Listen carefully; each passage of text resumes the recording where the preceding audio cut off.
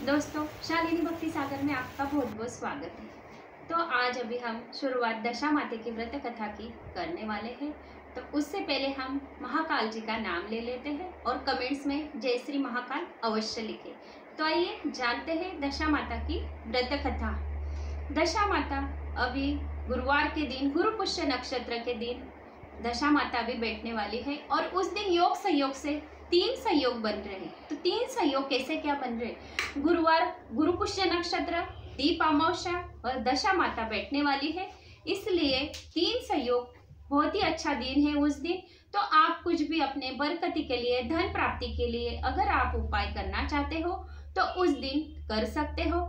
एक पटले पर लाल कपड़ा ले ले और उस पे 2 गोमती चक्र, 2 पीली कौड़ी, इसको माँ लक्ष्मी जी के मंत्रों से 108 मंत्रों से जाप करके अपने तिजोरी में रख सकते हैं।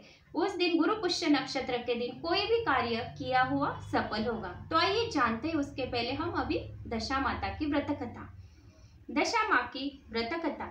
श्रावण कृष्ण अमावस्या का दिन था। बहुत सुबह नदी किनारे कई स्त्रियां स्नान करने आई थी। नदी के किनारे पर राजा का महल था। इतनी सारी स्त्रियों को देख झरोखे में बैठी रानी को आश्चर्य हुआ। उसने दासी से पूछा, आज बहुत सुबह इतनी सारी स्त्रियां नदी में स्नान करने क्यों आई है? दासी ने नदी किनारे पर जाकर उन स्त्रियों से पूछा तो उन्होंने बताया, हम दशा माँ का व्रत रखती है, इसलिए जल्दी आई है। दासी ने आकर रानी को यह बात बताई। रानी को आश्चर्य हुआ। उसने उन स्त्रियों में से एक को बुलाया और दशा माँ के व्रत संबंधी में पूछताछ की। तो उसी स्त्री ने रानी से कहा, हे महारानी, दशा माँ का व्रत रखने से निर्धन को धन मिलता है, मनुष्य की बुरी ग्रह दशा सुधरती है, निसंतान को संतान प्राप्ति होती, मनुष्य को सर्व रीति से सुख शांति प्राप्ति होती। दशा माँ व्रत की ऐसी महिमा सुनकर रानी को भी यह व्रत रखने की इच्छा हुई।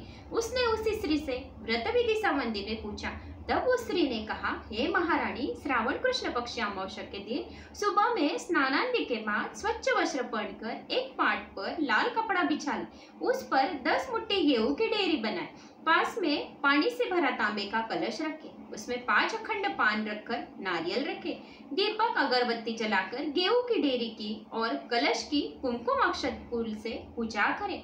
व्रत के लिए सूत के 10 धागे लेकर 2 धागे बनाए, दोनों में से 10-10 गांठ बना ले, दोनों को कुमकुम रचित करके धूप देकर एक धागा कलश को पहनाए और दूसरा दाहिने हाथ में बांध ले। बाद में प्रसाद अर्पण करके श्री दशा माँ यंत्र का दर्शन करें। बाद में महात्म्य एवं व्रत कथा का पठन करें। अंत में स्तुति गाकर आरती उतारे। हर रोज दोनों धागों की एक एक गांठ खोल दे। अंत में दशा माता के व्रत की साहित्य संगम सूरत की पुस्तिका के पीछे दशा माँ के छवि को प्रणाम करके छवि के नीचे की क्षमा प्रार्थना बोलकर क्षमा याचना करें।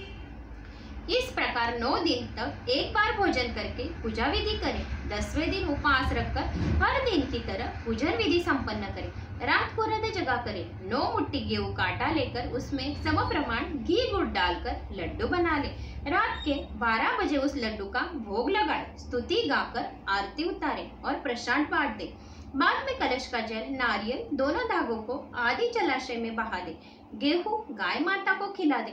इस प्रकार 5 साल तक आपको दशा माता के व्रत करना है और फिर उद्यापन करें। ऐसा करने से दशा माँ आपकी सभी मनोकामनाएं पूर्ण करेगी, आपके सभी दुख दूर करेगी। यह सुनकर रानी बड़ी प्रसन्न हुई। उसने तो सारी सामग्री, धागा आदि मंगवाकर तुरंत ही दशा माँ का व्रत आरंभ कर दिया। दोपहर को राजा भोजन के लिए पधारे। तब उन्होंने रानी से इस संबंध में पूछा। रानी ने दशा माँ के व्रत, उसके प्रभाव आदि के बातें बताई तथा स्वयं ने ऐसा व्रत रख लिया है ऐसी जानकारी भी दी।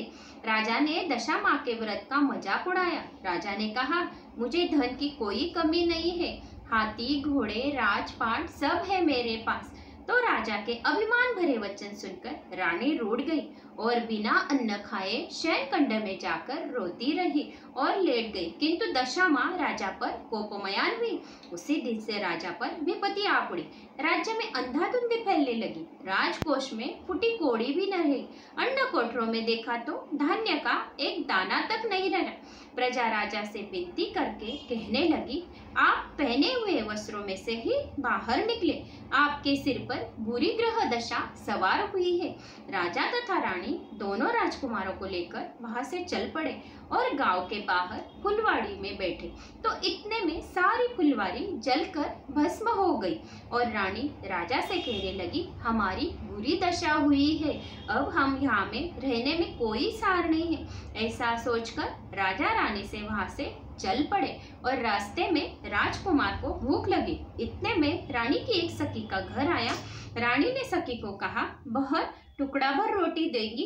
अरे हट भीख मंगी, मेरे घर टुकड़ा रोटी लेने आई है, तुम्हें कुछ शर्म नहीं है क्या? वह वहां से आगे चल पड़े। कुमारों को प्यास लगी। दोनों कुमारों को लेकर रानी बावड़ी में पानी पिलाने को थी। दोनों राजकुमारों को दशा माँ ने बावड़ी में खींच लिया। रानी रोती बिलखती राजा के पास आई और बोली, हमारे दोनों बच्चे बावड़ी में गिर गए हैं और डूब गए। राजा बोला, कल्पांत क्यों हो रही हो? जिसके थे उसने ले लिए। वहां से वे दूर की ओर चल पड़े। बीच रास्ते में राजा की बहन का गांव आया। गांव के पखाली द्वारा राजा ने उसको संदेशा भेजा कि तुम्हारे भाई भाभी मिलने आए हैं। बहन ने सोचा कि भाई की दुर्दशा हुई होगी तभी आए होंगे, वरना घोड़े हाथी रथ पालकी के बिना क्यों आएंगे।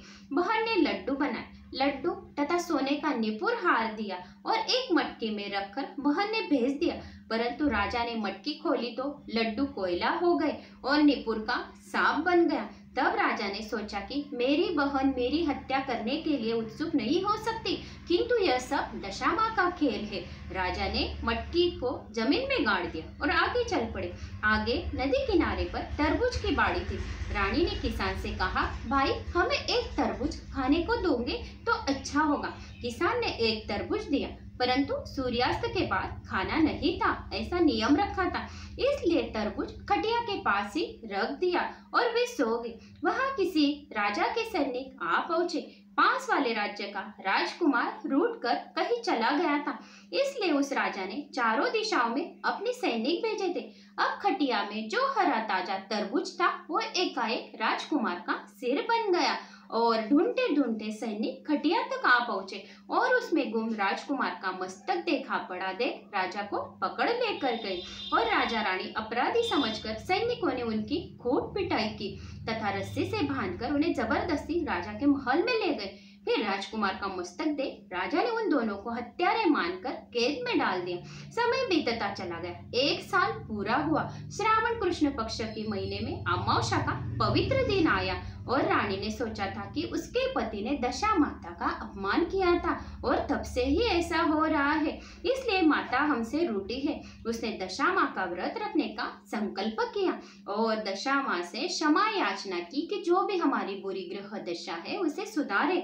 ऐसा करने से कैद खाने का अधिकारी भला एवं धार्मिक वृत्ति वाला था, इसलिए उसने रानी को व्रत रखने हेतु पूरी सुविधा दी।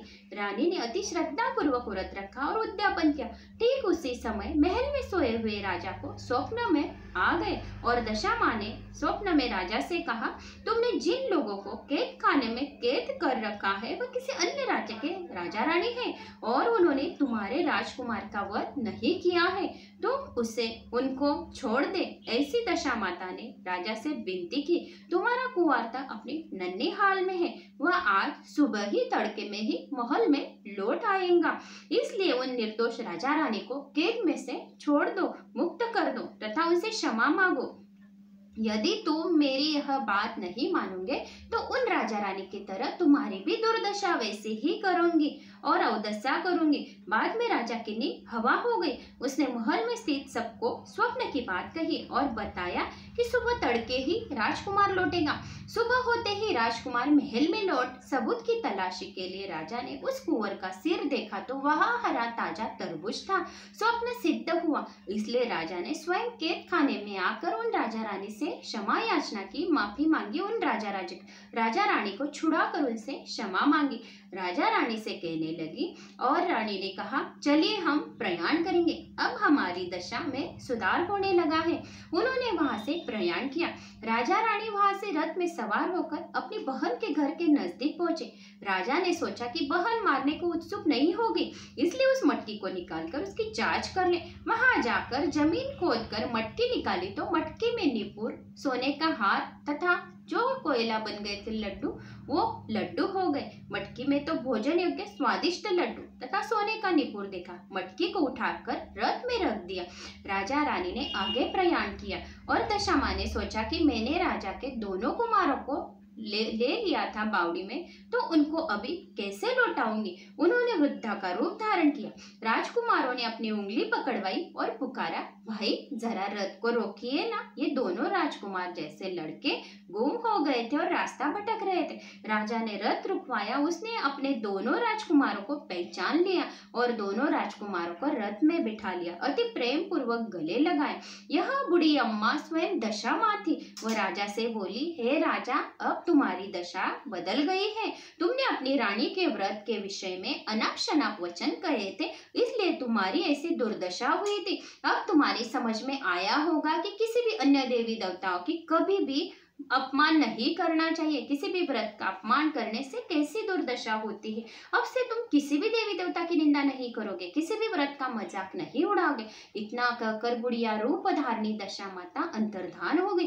सारा परिवार रथ में सवार होकर आगे बढ़ा और रानी की सखी के घर पहुंचा। यह वही सखी थी जिसने प्रथम मुलाकात के समय रानी को धुतकार दिया था। वही सखी तोड़कर रानी से लिपट गई। रानी बोली, बहन, मेरी दशा बुरी थी, तब तुमने रोटी का एक टुकड़ा तक खाने को नहीं दिया था। अब तुम मिष्टान्न खिलाओगी तो भी निर्थक है।